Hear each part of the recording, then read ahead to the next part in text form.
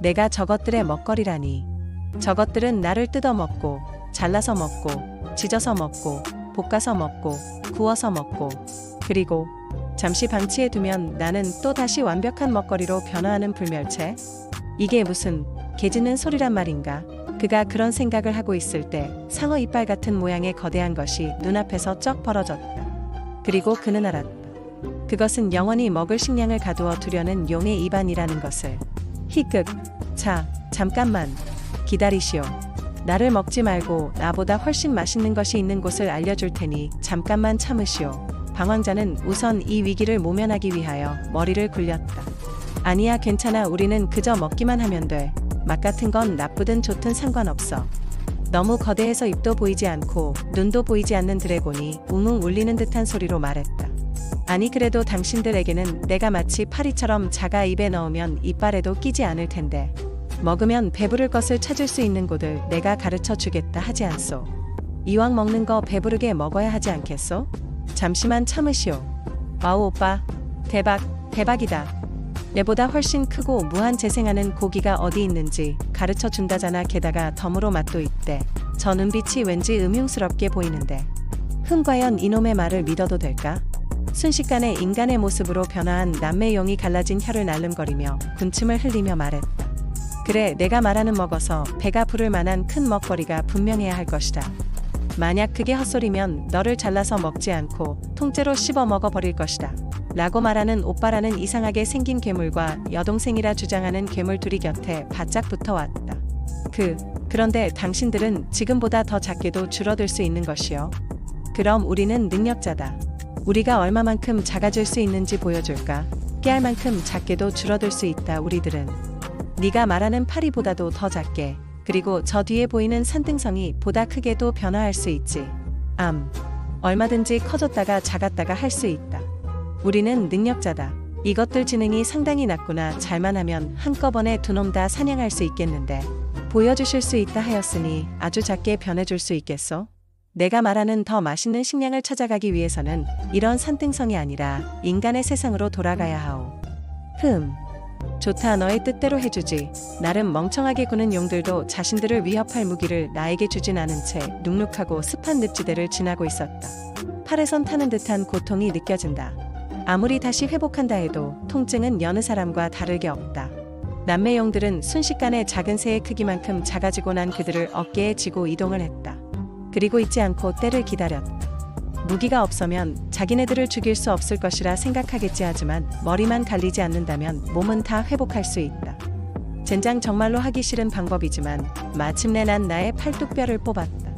그 후 발유 초회복을 사용하고 자고 있는 용들을 향해 날카로운 나의 뼈 조각을 그들의 머리에 찔러 넣었다. 조용한 밤 난 나의 팔을 물어뜯었다. 미칠 것 같은 고통은 살아남기 위함이다. 난 얘네가 우릴 죽이지 못했을 때의 표정이 너무 좋아. 아무리 참으려 해도 입술을 비집고 신음소리가 나온다. 뿌드득 불쾌한 소리와 함께 관통이 되는 것을 똑똑히 본 나는 그대로 자리에 주저앉았다. 아무리 불멸체라도 용이 날 씹어먹는다면 죽는다. 역시 같은 것을 반복하는군. 조용하게 읊조리는 목소리가 들려오자 난 잘못됨을 느꼈다. 마치 보이지 않는 칼이 내 목에 들어와 있는 기분이었다. 왜 너희 인간은 항상 우리가 작아지면 사냥을 할 수 있을 것이라 생각하는 거냐? 하하, 오빠 역시 재밌어. 이건 잘못됐다. 손발이 떨리고 도저히 아무런 방법이 생각나지 않는다. 그럼 어떡하지? 다음 순간 나는 남매용들의 광기 어린 웃음소리를 들으며 킹사이즈 침대 크기의 도마 위에 패대기 쳐졌다. 오빠, 얘 그냥 자르면 빽빽 소리 지르잖아.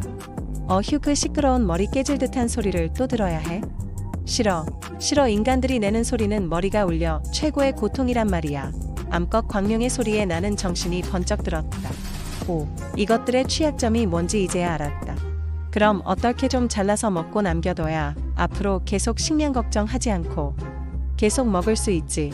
암컷 광룡이 손가락을 입에 물고 눈 동자를 대구르르 굴리며 하는 말. 소리 지르지 않게 토막 낼 수 없는 거야? 한방 쳐서 기절시킨 뒤에 오늘은 종아리 살을 뜯어 먹자응. 지난번에도 기절시키니까 죽은 듯이 조용했었잖아. 그래도 금방 깨어나서 꽥꽥 소리 질러서 그 소리 때문에 며칠이나 머리 아파 고생했던 거 생각하면 그냥 오늘 다 먹어버리자. 오늘 다 먹어버리면 그러면 앞으로는 뭐 먹어? 그래도 이 녀석이 꽥꽥 듣기 싫은 소리를 질러대면 우린 머리가 너무 아파서 숨이 넘어가 버릴 것 같아.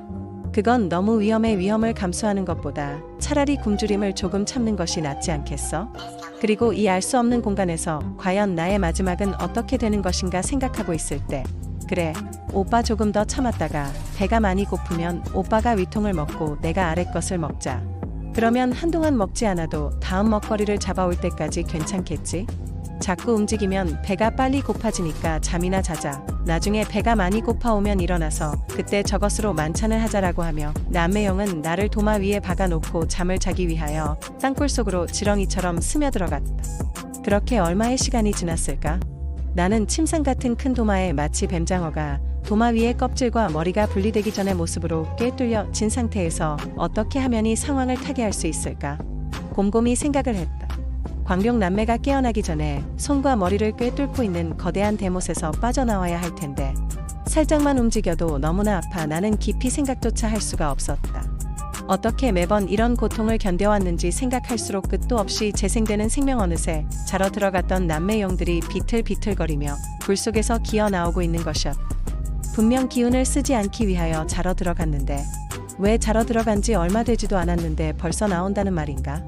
결국 나는 이렇게 또 그 엄청난 고통을 겪으며 죽음 아닌 죽음을 맞이해야 되는 것인가? 앞으로 있을 고통을 생각하니 눈에서 하염없는 눈물이 흘러나왔다. 다음 순간 분명히 나를 해체할 것이란 생각을 했던 남매용들이 바닥을 구르며 머리를 쥐어뜯더니 고통스러워하고 있는 것이다. 나는 이해할 수가 없었다. 왜, 어떻게 저 용들이 바닥을 구르며 고통스러워하는지? 겨우 눈동자를 옆으로 돌려보니 남매용들의 머리를 뚫고 나온 뼈 같은 것이 눈에 잡혔다. 나는 알 수 있었다. 그것은 분명 저 남매용들을 죽이기 위하여 내가 고통을 감내하며 나의 팔에서 뽑아내었던 뼈. 그리고 그것을 머리에 박았었는데 조그마한 조각에 불과했던 나의 팔뼈가 무한 재생의 능력을 힘입어 이 위기의 순간에 살아나 광룡의 머리에서 그 덩치를 키워 나는 그 모습에 너무나도 놀라 박혀 있던 대못도 잊은 듯 있는 힘을 다해 도마 위에서 튕겨 오르듯이 일어났다. 다음 이야기가 궁금하십니까? 그러면 다음을 기다려주세요.